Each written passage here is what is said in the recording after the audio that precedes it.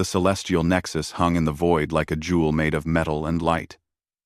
It was bigger than any structure humanity had ever built, and it orbited a yellow star that belonged to no one. Every species in the known galaxy recognized this place as neutral ground. Wars could rage across 100 systems, but here in this station, peace was the only law that mattered. Captain Daniel Hayes stood at the observation deck of the Horizon's Edge and watched the station grow larger in the viewport.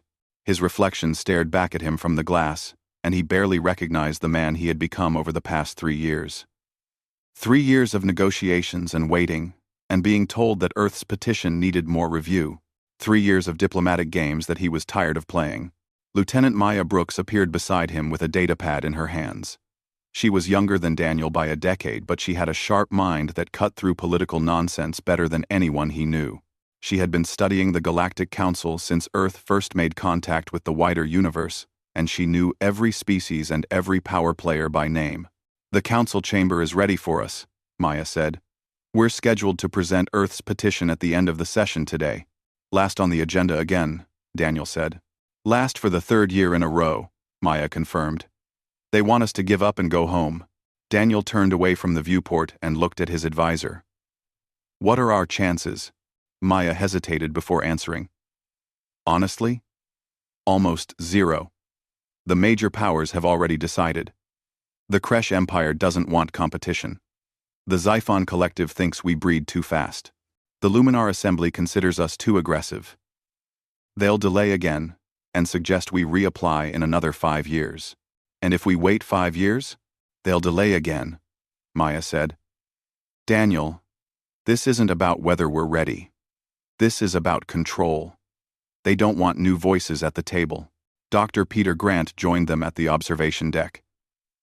He was the team's cultural specialist, and he had spent the last year studying alien societies and their histories. He carried himself like a professor, which made sense because he had been one before joining the diplomatic corps. His gray hair and gentle manner made aliens underestimate him, which Peter used to his advantage. "I've been reading the public records," Peter said. "There are patterns in how the council treats new applicants. Species that show too much promise either get absorbed into larger empires, or they face mysterious setbacks." "Mysterious how?" Daniel asked. "Natural disasters, economic collapses, civil wars that seem to come out of nowhere." Peter said, "I'm not saying the council causes these things, but the timing is suspicious." Commander Lisa Morgan was the last to join them. She handled security for the delegation, and she never went anywhere without being aware of every exit and every potential threat. She had served in Earth's Space Navy before transferring to diplomatic protection, and she still carried herself like a soldier. "The station's security is heavy today," Lisa said. "I count warships from 6 different empires in orbit. That's more than usual for a standard council session." "Ope, they're expecting trouble," Maya said. "Or they're trying to intimidate us," Daniel replied. "Either way, we proceed as planned." The Horizon's Edge docked with the celestial nexus without incident. The human delegation was escorted through corridors that seemed to stretch forever and past aliens of every imaginable shape and size. Some walked on legs while others floated or slithered or moved in ways that human eyes couldn't quite follow. The translation devices everyone wore hummed constantly as they converted thousands of languages into something each species could understand. The Great Chamber was exactly as impressive as the stories claimed. It was a perfect sphere large enough to hold a small city, and gravity shifted throughout the space to accommodate different species. Some delegates stood on what appeared to be the floor, while others stood on walls or ceiling relative to human perspective. At the center of the chamber floated a platform where speakers addressed the assembly. Daniel and his team took their assigned positions in a section reserved for petitioning species. They were surrounded by other hopeful civilizations, all waiting for their chance to join the council. Most of them had been waiting far longer than Earth. Some had been petitioning for decades. Supreme Chancellor Vexthor of the Kresh Empire called the session to order. He was a massive reptilian creature with scales that shimmered like copper and eyes that seemed to miss nothing. His voice boomed through the chamber, even without technological assistance. "The council recognizes all delegates present. Vexthor said. We shall proceed with standard agenda items before addressing petitions. The session dragged on for hours. Trade disputes were arbitrated. Border conflicts were mediated. Scientific discoveries were shared. Daniel watched it all and tried to understand the dynamics at play. He noticed how certain species always seemed to get their way while others were consistently overruled. He saw how the 5 major powers coordinated their votes without ever appearing to communicate directly. The Kresh Empire was obvious in their dominance. They controlled the most territory and the largest military. The Xiphon Collective spoke as one voice because their entire species was a hive mind. The Luminar Assembly existed as beings of pure energy and claimed to be the oldest civilization in the galaxy. The Eldari Dominion rarely spoke, but when they did, others listened. And the Architect Collective remained enigmatic and strange, even by alien standards. These 5 species formed an unofficial inner circle. Everyone in the chamber knew it, but no one spoke of it openly.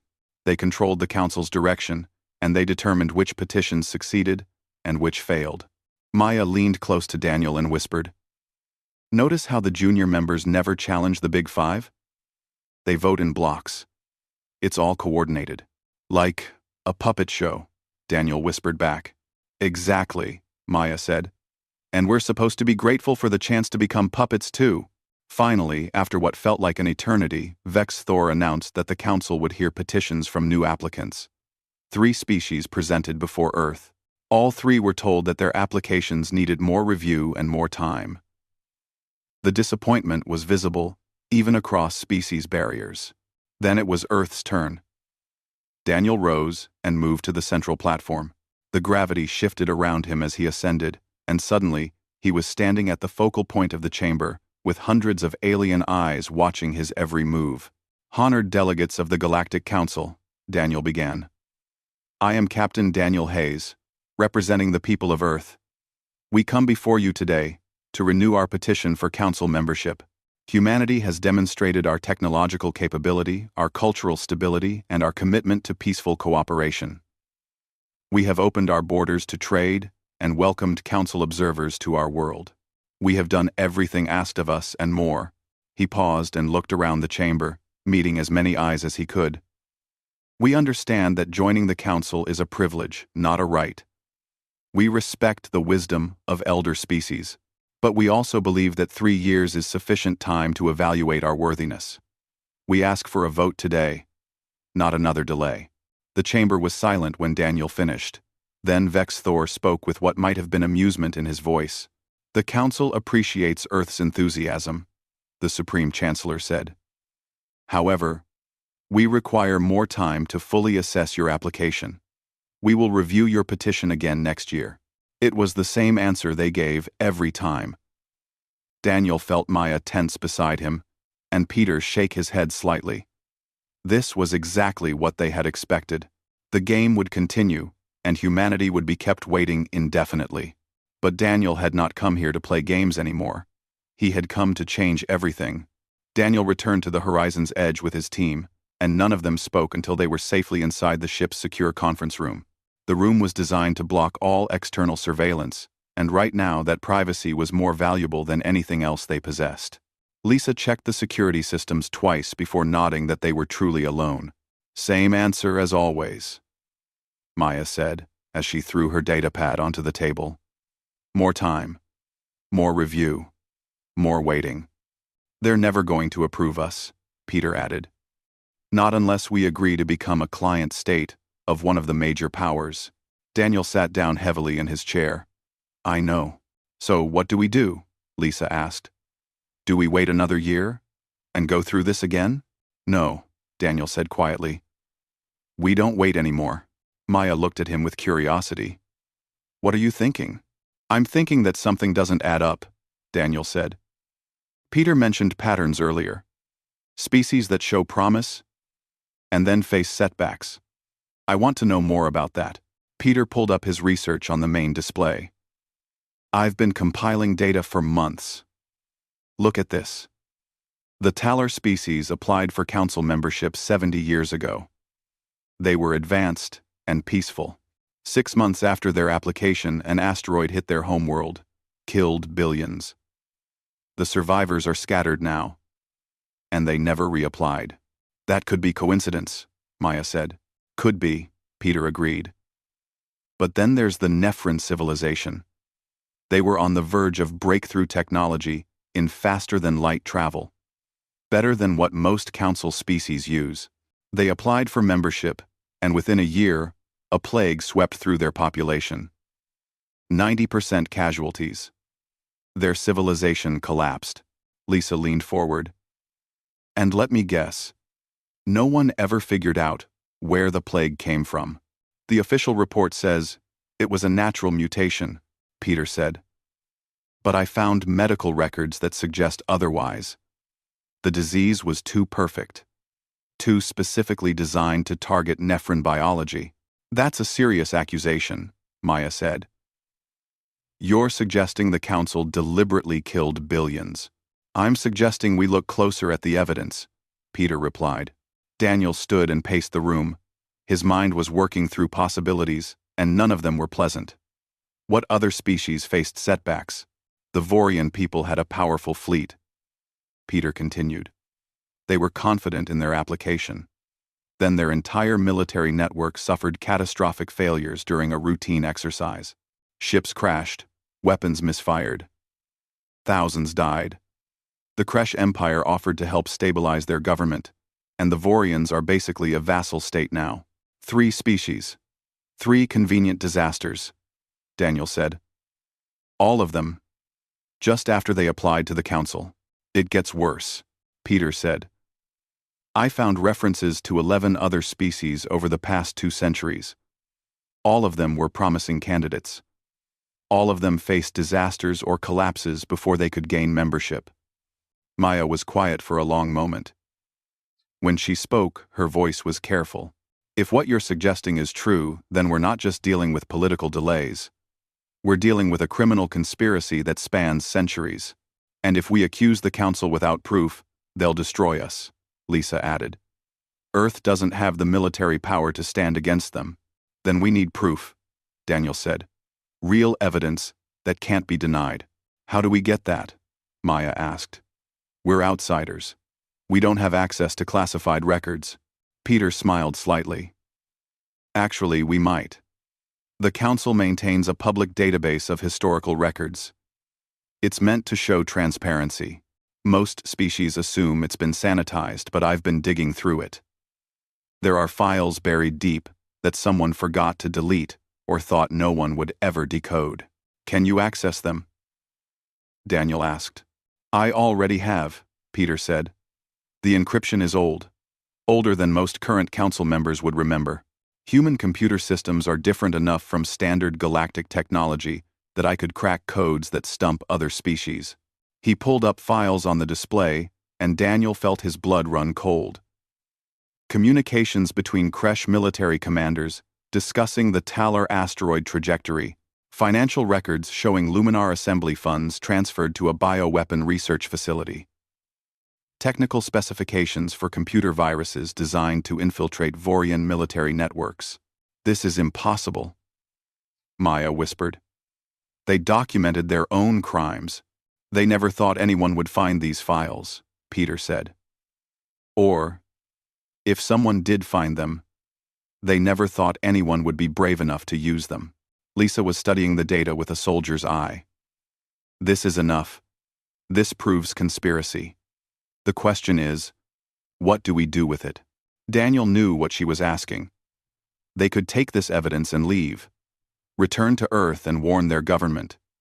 Humanity could avoid the council entirely and build their own path among the stars. It would be safer. Smarter. But it would also mean abandoning every other species that came after. It would mean letting the council continue their crimes for another 1,000 years. It would mean choosing safety over justice. We're going to expose them, Daniel said. All of them. In front of the entire council. Daniel, that's suicide, Maya said. They'll never let us leave this station alive. Maybe. Daniel agreed. But if we do this right, the evidence will spread before they can stop it. We send copies to every independent civilization, every news network, every species that has ever questioned the Council's decisions. We'll need time to prepare, Peter said. We need to verify everything and create redundancies. If they shut us down, we need the information to survive. How long? Daniel asked. 2 days. Maybe 3, Peter said. We have a problem, Lisa said. She was looking at her security monitors. Kresh warships just moved into closer orbit. And I'm picking up increased surveillance on our docking port. They're watching us, Maya said. They're always watching, Lisa replied. But this is different. This is active monitoring. They suspect something. Daniel made a decision. Peter, you have 2 days. Work fast and work carefully. Make copies of everything and hide them where the Council can't find them. Maya, start reaching out to species that have been victims. The Talar survivors. The Nephrin refugees. Anyone who might support us. Do it quietly. And what will you do? Maya asked. I'm going to request another audience with the Council, Daniel said. I'll tell them we want to address concerns about our application. It'll buy us time and make us look cooperative. They'll see through that, Lisa warned. Probably, Daniel agreed. But they'll also assume we're just going to beg again. They won't expect what's really coming. The next 2 days were the most tense of Daniel's life. Peter worked around the clock, decoding files and building an airtight case. Maya made careful contact with species who had suffered under Council policies. Many were afraid to speak openly, but some agreed to stand with humanity when the time came. Lisa monitored security constantly. The Kresh surveillance never decreased, and twice she detected attempts to hack into their ship's systems. She blocked them, but it was clear the Council was nervous about something. On the morning of the 3rd day, Peter came to Daniel with a data crystal. Everything is here. Every crime. Every conspiracy. I've sent encrypted copies to 47 different locations across the galaxy. If anything happens to us, the information will still get out. And you verified it all? Daniel asked. Triple-checked, Peter confirmed. This isn't speculation or theory. This is documented fact. The Council's inner circle has been manipulating galactic civilization for thousands of years. Daniel took the crystal and held it in his hand. It was small enough to fit in his palm, but it contained enough evidence to topple empires. The weight of what he was about to do pressed down on him. Maya entered the room. I reached out to 60 species. 42 refused to get involved. 15 are still deciding. But 3 have agreed to stand with us publicly.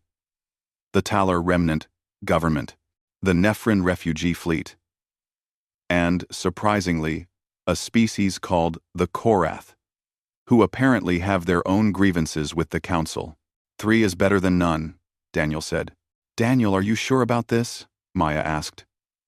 Once we do this, there's no going back. 2, he looked at his team. Peter, who had uncovered the truth. Maya, who had connected them with allies. Lisa, who had kept them safe. They were all willing to risk everything because they believed it was right. I'm sure, Daniel said. Get word to our supporters. Tomorrow, during the Council session, we reveal everything. That night, Daniel couldn't sleep. He stood at the observation deck and watched the stars. Somewhere out there was Earth. His home. He wondered if he would ever see it again. He wondered if what he was about to do would save humanity or doom them. But he knew in his heart that silence was not an option. Evil thrived when good people did nothing. And the Council had been doing evil for far too long. Tomorrow the galaxy would learn the truth. Tomorrow, everything would change. The Great Chamber was more crowded than Daniel had ever seen it. Word had spread that the human delegation requested special time to address concerns about their application. And apparently that was unusual enough to draw attention. Representatives from nearly 300 civilizations filled the spherical space, and the air hummed with translation devices working overtime. Daniel stood with his team in their designated area and tried to keep his hands from shaking. The data crystal felt heavy in his pocket, even though it weighed almost nothing. Lisa had positioned herself near their exit route, and Maya was reviewing her notes one final time. Peter looked calm, but Daniel knew him well enough to see the tension in his shoulders. Supreme Chancellor Vex Thor called the session to order, and his massive form dominated the center platform. The Council recognizes Captain Daniel Hayes of Earth, who has requested time to address this body. Daniel walked to the central platform and felt gravity shift around him as he ascended. Suddenly, he was standing at the focal point of hundreds of alien eyes. Some were curious. Some were bored. Some looked actively hostile. The 5 major powers watched him with expressions he couldn't read. "Honored delegates," Daniel began. His voice was steady even though his heart raced. "I thank the Council for granting me this opportunity. When humanity first reached for the stars, we dreamed of joining a community of enlightened species. We imagined sharing knowledge and building a better future together." He paused and looked around the chamber. "We were naive. We believed the stories we were told about the Galactic Council.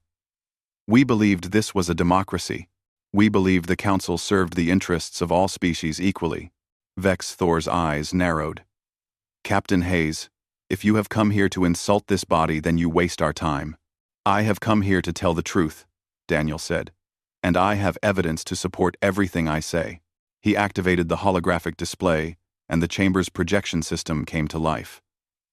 Images filled the air above him and around him, showing documents and communications and data that most of the delegates had never seen. 70 years ago, the Talar species applied for council membership, Daniel said. They were advanced and peaceful. They had everything required for acceptance. 6 months after their application, an asteroid struck their homeworld. Billions died. The council expressed sympathy and offered aid, but the Talar never recovered enough to reapply. The hologram showed orbital trajectory data.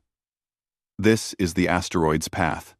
According to official records, it was a natural disaster. But these are communications between Kresh military commanders discussing how to alter the asteroid's trajectory using gravitational manipulation. They chose the impact site for maximum casualties. Maximum casualties. Maximum casualties. The chamber erupted. Delegates shouted in multiple languages, and the translation matrix struggled to keep up. Vex Thor roared for silence. But Daniel continued speaking. The Nephrin civilization developed breakthrough technology in faster-than-light travel. They applied for membership, and within a year, a plague destroyed their population. The official report claimed natural mutation, but these are medical records from the bioweapon laboratory that created the disease. The hologram shifted to show financial transactions. The Luminar Assembly funded this laboratory through shell corporations. They designed a plague specifically to target Nephrin biology. 90% casualties. An entire civilization reduced to refugees. Now even the delegates who had been bored were paying attention. Some looked shocked. Others looked angry. A few looked scared. The Luminar Assembly representative tried to speak, but Daniel talked over them.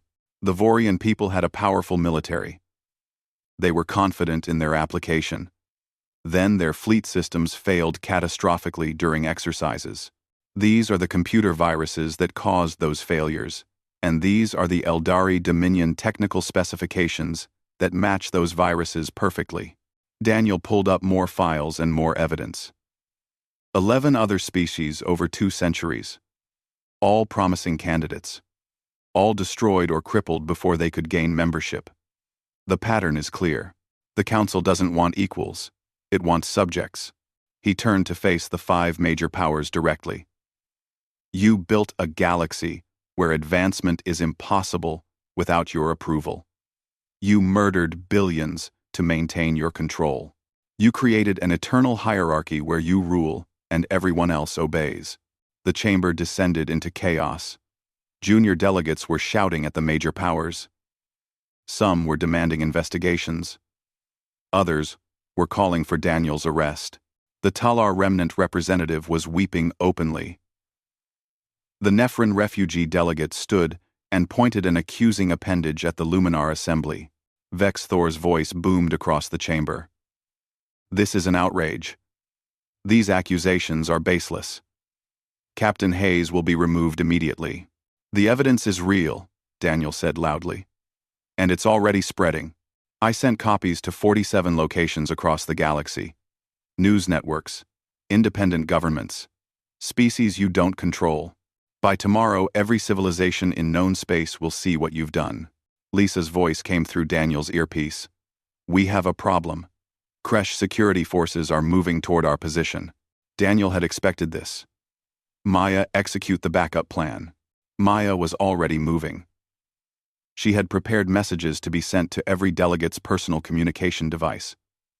Within seconds, hundreds of representatives received encrypted files containing all the evidence. Even if the council shut down the main display, every delegate would have their own copy. The Xiphon Collective's Hive Queen spoke with a voice like grinding stones. The human speaks lies to divide us. We are unity. We are order. You are murderers, shouted a delegate from a species Daniel didn't recognize. My people applied to the council 100 years ago.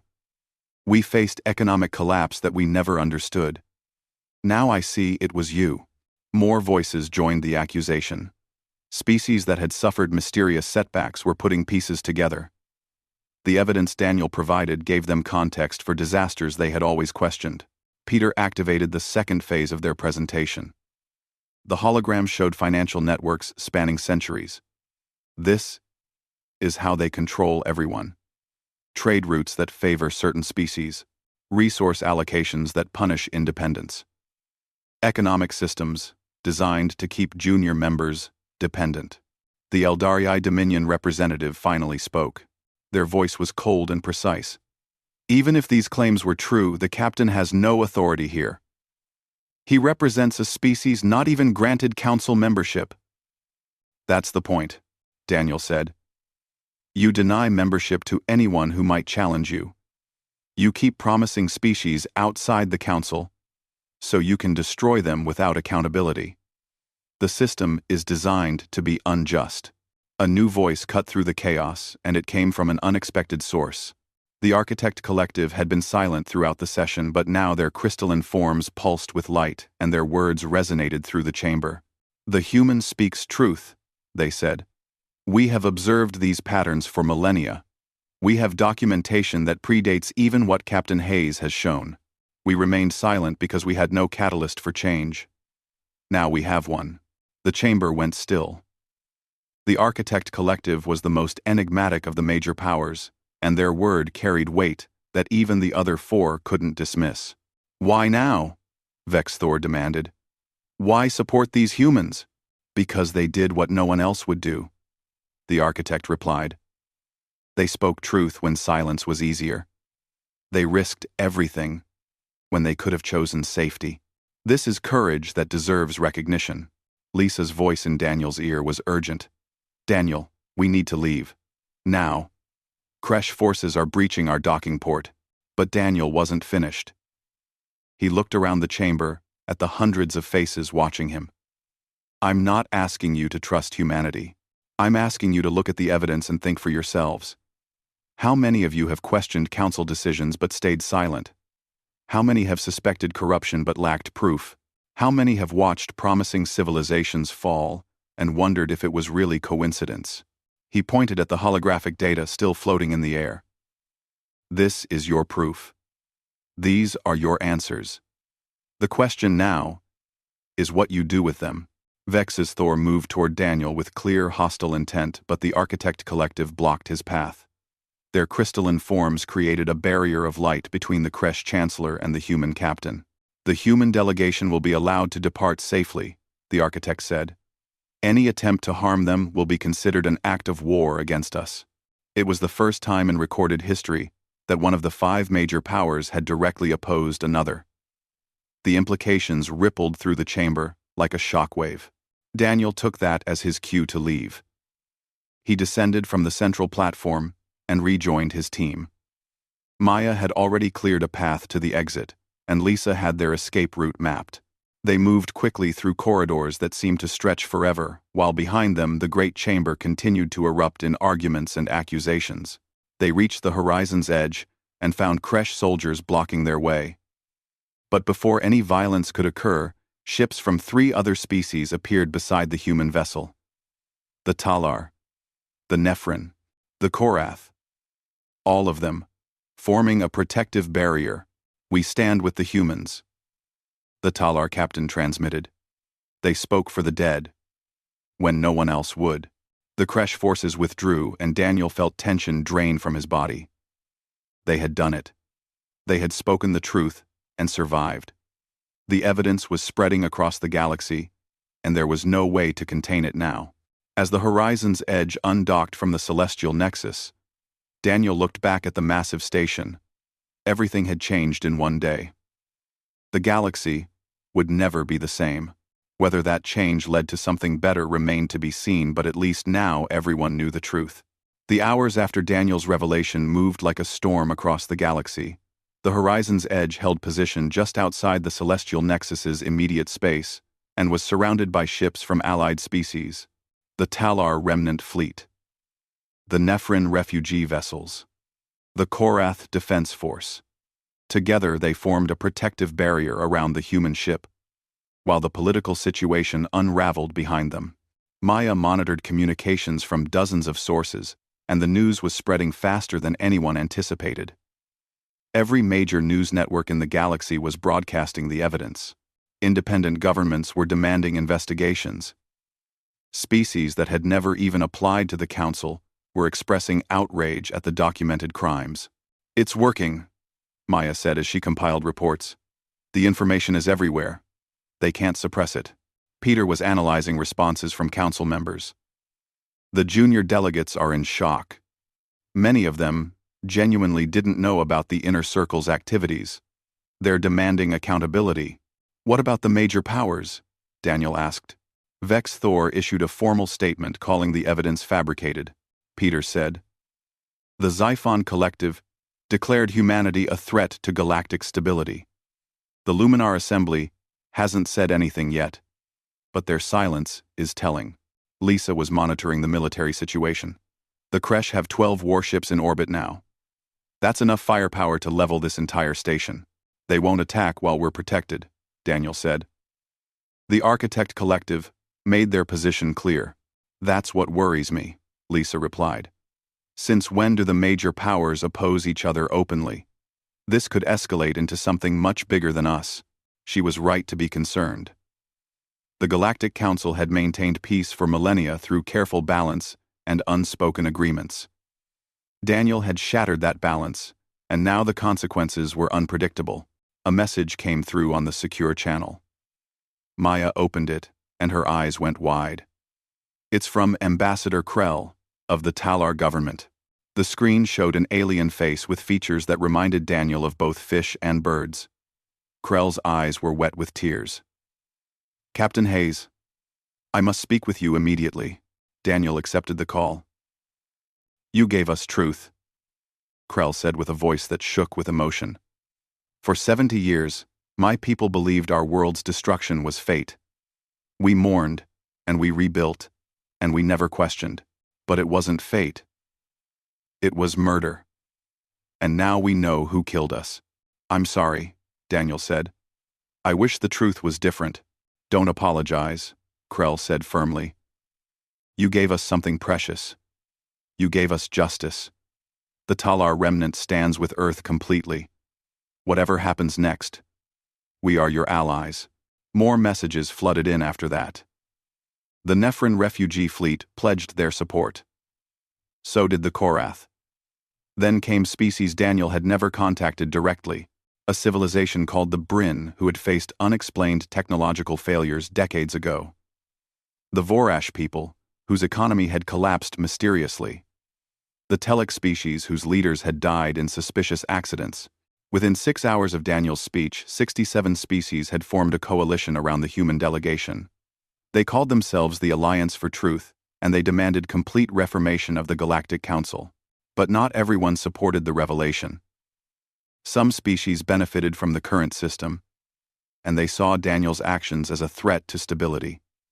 Others were simply afraid of change. A counter-coalition formed calling themselves the Stability Accord, and they argued that whatever crimes may have happened in the past The galaxy needed order more than justice. The political landscape was fracturing in real time. Maya coordinated with coalition members, while Peter documented everything for the historical record. Daniel knew this moment would define galactic civilization for centuries to come. And he wanted future generations to understand exactly what happened and why. On the second day after the revelation, the Luminar Assembly made contact. They didn't send a message through official channels, but instead requested a private meeting with Daniel. No witnesses. No records. It's a trap, Lisa said immediately. Maybe, Daniel agreed. But I need to hear what they have to say. I'm coming with you, Lisa insisted.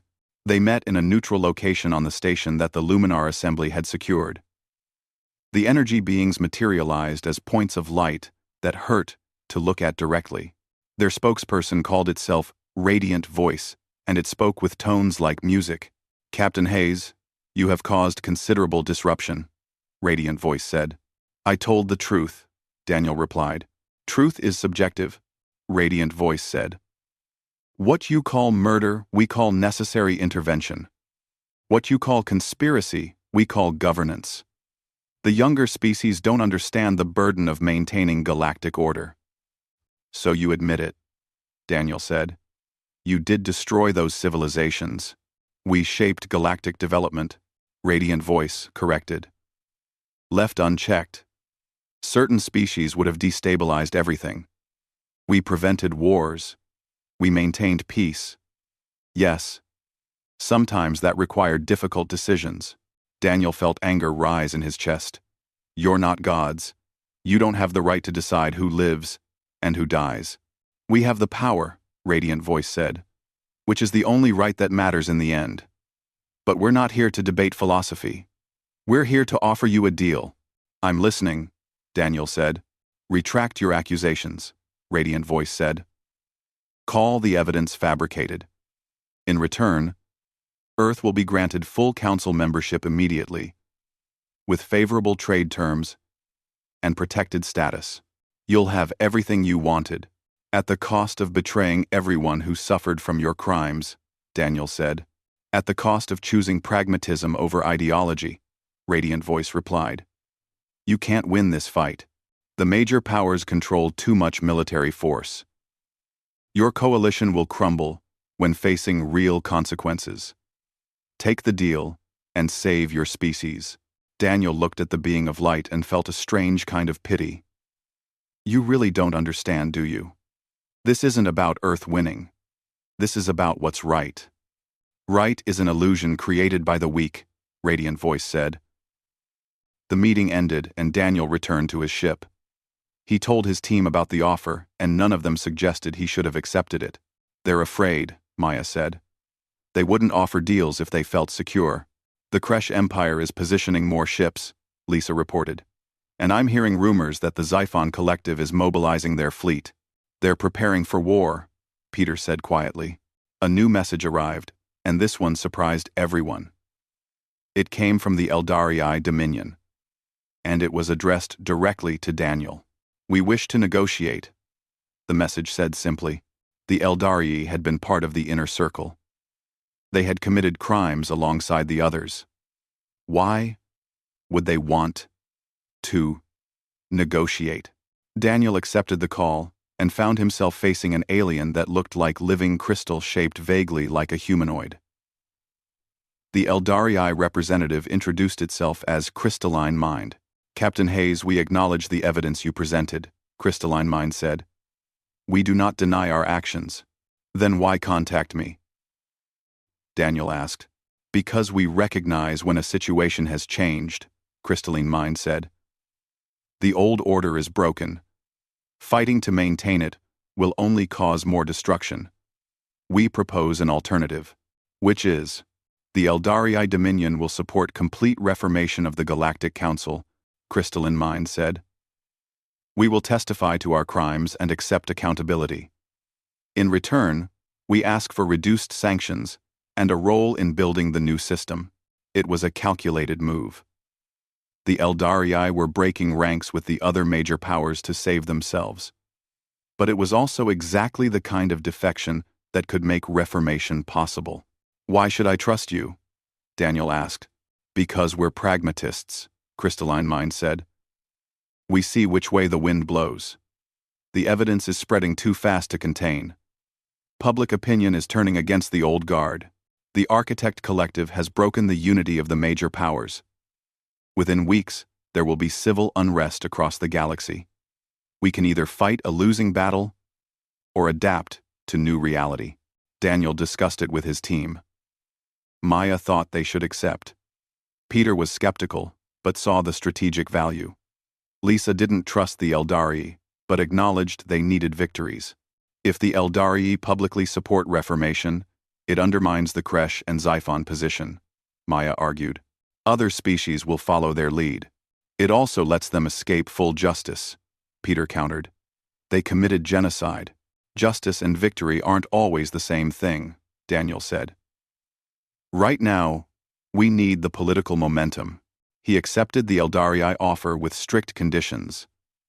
They would provide full testimony. They would support victim compensation. They would accept observers monitoring their government for the next century. Crystalline Mind agreed to everything. When the Eldarii announcement went public, it changed everything. The Luminar Assembly saw the writing on the wall and followed suit hours later. They too agreed to support reformation, rather than face complete isolation. That left the Kresh Empire and Xiphon Collective as the last holdouts. Vexthor made a bellicose speech about defending order against chaos. The Hive Queen declared that unity could not be compromised. But they were increasingly alone. The coalition continued to grow. Within a week, 90 species had joined. Within 2 weeks, it was 150. The momentum was unstoppable. Then the Architect Collective made their move. They revealed evidence even Daniel hadn't known about, showing crimes that went back thousands of years. They testified that they had been the first victim of the power structure and had been documenting abuses ever since. We waited for a catalyst, the Architect spokesperson said. We waited for someone brave enough to speak truth regardless of cost. Captain Daniel Hayes and his species provided that catalyst. Now we provide the foundation for real change. The Architect Collective proposed a complete dissolution of the Galactic Council and its reformation as the Galactic Assembly. Every species would have equal representation. Decisions would require majority votes, not approval from elite powers. Transparency would be mandatory.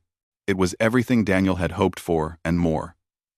The proposal gained support rapidly, and within days, it had endorsements from 200 species. Even the Kresh and Xiphon couldn't stand against that tide. Vexy's Thor finally capitulated. The Kresh Empire will participate in reformation discussions, he announced. But we reserve the right to protect our interests. The Xiphon Collective took longer, but eventually they too agreed. Unity requires adaptation, the Hive Queen said.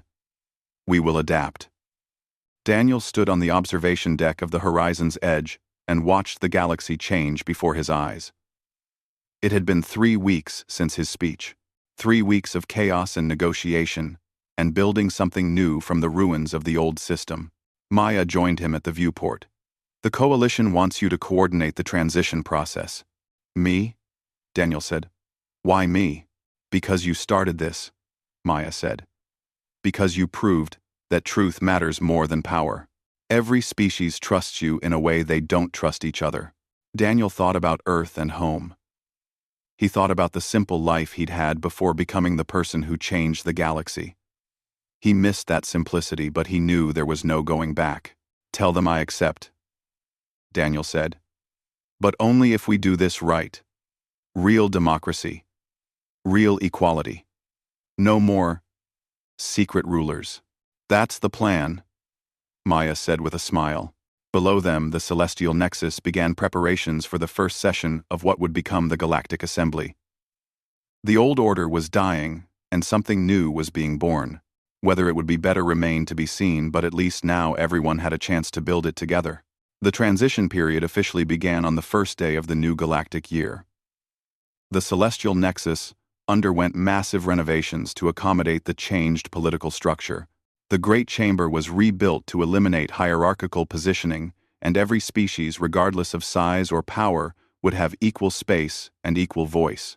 Daniel watched the construction from his temporary office on the station. He had been appointed chief coordinator by unanimous vote of the coalition, and the responsibility weighed on him more than any military rank ever had. Maya served as his deputy, and together they worked 18-hour days managing the reformation process. "We have a problem," Maya said, as she entered his office carrying a stack of datapads.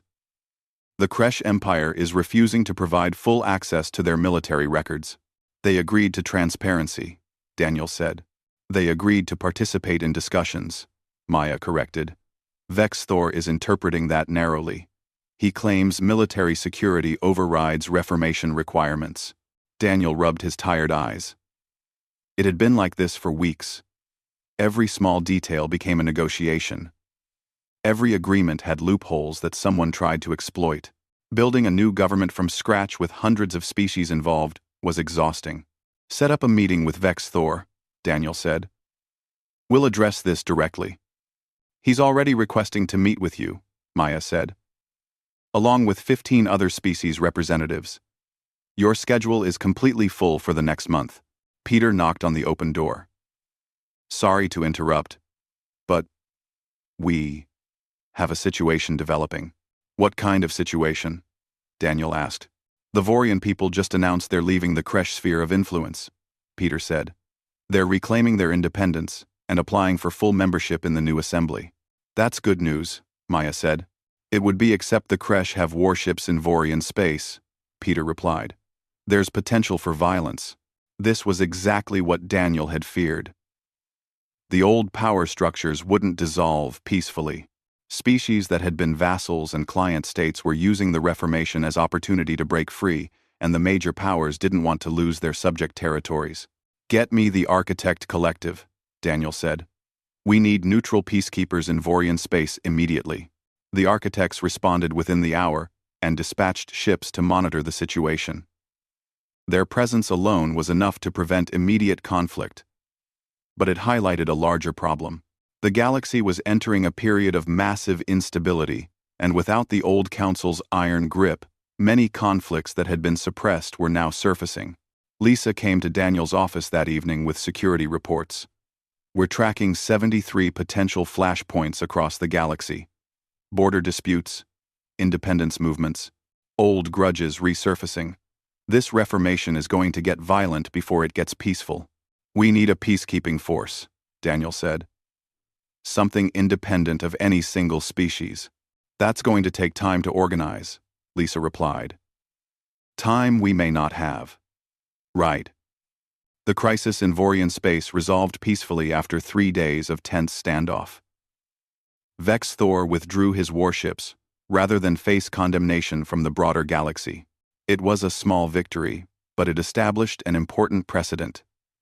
The old powers couldn't simply bully smaller species anymore, but it also showed Vex's Thor's true position. He agreed to reformation in words, but in practice he was trying to maintain as much of the old system as possible. The Xiphon Collective was similar. They participated in discussions but resisted every substantive change. Daniel called for an emergency session of the Transitional Assembly. 600 species sent representatives, and the newly renovated Great Chamber was packed to capacity. Daniel stood at what used to be the central platform but was now just one position among equals. "We're at a crossroads," Daniel said. "We agreed to build something new. But some parties are trying to preserve the old system under a new name. That cannot stand. Either we commit fully to reform, or we admit this was all theater." Vex Thor rose to respond. "The human coordinator speaks of commitment, but understands nothing of galactic governance. The Kresh Empire has maintained order for 10,000 years. We will not dismantle our institutions because of idealistic demands." "Your institutions murdered billions," Daniel replied. "We have the evidence. We've seen the testimonies. Your order was built on oppression. It was built on necessity." Vex Thor shot back. "The galaxy is chaotic and dangerous. Without strong powers maintaining control, there would be constant war. There's a difference between leadership and tyranny," Daniel said. You crossed that line repeatedly. The debate raged for hours. Species took sides. Some supported Daniel's vision of complete reformation. Others worried about stability and argued for gradual change. A few openly called for return to the old system. The architect collective finally intervened. Their spokesperson's crystalline form reflected light across the chamber. This assembly will now vote on a fundamental question. Do we move forward with full democratic reformation, or do we preserve elements of the old power structure? Every species gets one vote of equal weight. It was the first true test of the new system. Under the old council, the major powers would have decided the outcome. Now, it came down to majority rule. The vote took 2 days to complete because of the sheer number of species involved. When the results came in, Daniel held his breath. 412 species voted for full reformation. 173 voted to preserve some old structures. 15 abstained. It was a clear mandate. The galaxy had chosen change. Vex Thor stood slowly. For a moment, Daniel thought the Kresh Chancellor might reject the result and walk out. If the Kresh Empire left the Reformation, the whole project could collapse. The Kresh Empire respects the will of this assembly, Vex Thor said. Each word seemed painful for him. We will comply with Reformation requirements. But we will not forget this humiliation. It wasn't gracious acceptance, but it was acceptance. That was enough. The next phase moved faster. Peter led a committee to draft the new assembly charter. Maya coordinated with species representatives to establish fair voting procedures. Lisa began organizing the peacekeeping force, drawing volunteers from dozens of different civilizations. Daniel met with victim species to discuss accountability and compensation. The Talar wanted financial reparations for their destroyed world. The Nephrin wanted those responsible for the plague prosecuted. The Vorians wanted guarantees of independence. Justice is complicated, Ambassador Krell said during one meeting. We want those who killed our people punished. But we also need to move forward. How do we balance both? Carefully, Daniel replied. We acknowledge the crimes. We hold people accountable. But we also recognize that eternal punishment helps no one. The goal is to build something better, not to seek endless revenge. It was a difficult balance, and not everyone was satisfied with the compromises. Some victim species felt justice was inadequate. Some perpetrator species felt they were being scapegoated. But slowly, progress was made. The Reformation Charter was completed after 3 months of intense work. It established the Galactic Assembly as a democratic body where every species had equal representation. It created an independent judiciary to resolve disputes. It mandated transparency in all government functions. It established protections for smaller species and prohibitions against the kind of manipulation that had occurred under the old council. The charter also created the Truth and Reconciliation Commission. Species that committed crimes under the old system could confess and face reduced sanctions. Victim species received compensation and official recognition of the injustices they suffered. It wasn't perfect justice, but it was acknowledgement and accountability. The formal dissolution of the Galactic Council occurred on a day declared a galactic holiday. The old power structures were officially dismantled. The 5 major powers gave up their special privileges and became equal members of the new assembly. The first session of the Galactic Assembly was scheduled for 1 week later. In that time, Daniel barely slept. He reviewed procedures and met with delegates and tried to anticipate every possible problem. Maya did the same, and Peter worked to ensure the historical record was complete. On the morning of the first session, Daniel stood before a mirror and barely recognized himself. He looked older, tired, but also satisfied. He had changed the galaxy in ways he never imagined possible. Lisa appeared beside him. Ready to make history? I already did that, Daniel said with a slight smile. Now, I just need to help manage it. The Great Chamber was transformed. Where before there had been clear hierarchies, now there was equal space for everyone. Species that had been oppressed for millennia stood alongside former oppressors. It wasn't comfortable, but it was fair. Daniel called the session to order as chief coordinator. His term would last 5 years, and then someone else would take the role. No one would hold power indefinitely anymore. Representatives of the Galactic Assembly, Daniel said. His voice carried to every corner of the chamber. We gather today not as subjects and rulers but as equals. What we build here will define galactic civilization for generations to come. He paused and looked around at the hundreds of faces watching him. Some of you come from species that suffered under the old system. Some of you benefited from it. But all of you chose to be here today. All of you chose to try something new. I'm not going to pretend this will be easy, Daniel continued. Democracy is messy and complicated. There will be disagreements and conflicts. Some of you will be frustrated by how slow progress seems. Others will worry, we're moving too fast. But I believe in what we're doing here, Daniel said. I believe that every species, regardless of age or power, deserves a voice. I believe that the strong have a responsibility to protect the weak, not exploit them. I believe that truth matters more than convenience, and justice matters more than stability. He looked directly at Vexus Thor. We didn't come to the stars to replace one empire with another. We came to ensure that every voice from the oldest civilization to the newest has equal worth. Today, we begin that journey together. The chamber was silent for a moment. Then, Ambassador Krell began to clap. The gesture was human, but the sentiment translated across species. Others joined in, creating a sound like rainfall that grew into a storm. Not everyone participated. Vex Thor sat stone-faced. The Xiphon collective remained motionless. But enough species joined that the message was clear. The galaxy was ready for change. The first order of business was formal admission of new members. Earth's petition was brought forward, and this time there was no delay. The vote was overwhelming. 493 species voted yes. 32 voted no. 75 abstained. Humanity was officially part of the Galactic Assembly. Daniel felt emotion rise in his chest. 3 years of waiting and fighting and struggling had led to this moment. Earth had not just joined the galaxy. Humanity had helped reshape it. The session continued for hours, addressing trade agreements and establishing committees and handling the mundane work of governance. It was boring and bureaucratic and absolutely necessary. This was what real democracy looked like. When the session finally ended, Daniel returned to his quarters exhausted. Maya and Peter and Lisa were already there, waiting for him.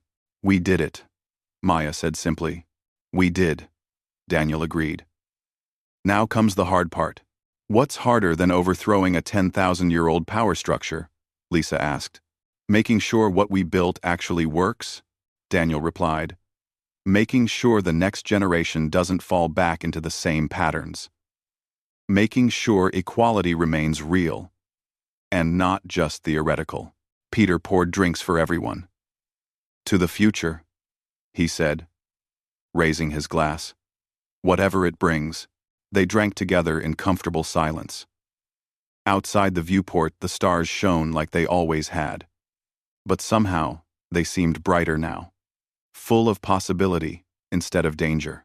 Daniel thought about Earth and wondered what people back home thought of everything that had happened. Their diplomat had changed the galaxy. Humanity's name would be remembered not for conquest or power, but for speaking truth when it mattered most. It was a good legacy. One worth the cost. The galaxy had frozen in shock when Daniel spoke truth before every empire. Now it moved forward together, building something that had never existed before. A true community of equals. The journey was just beginning.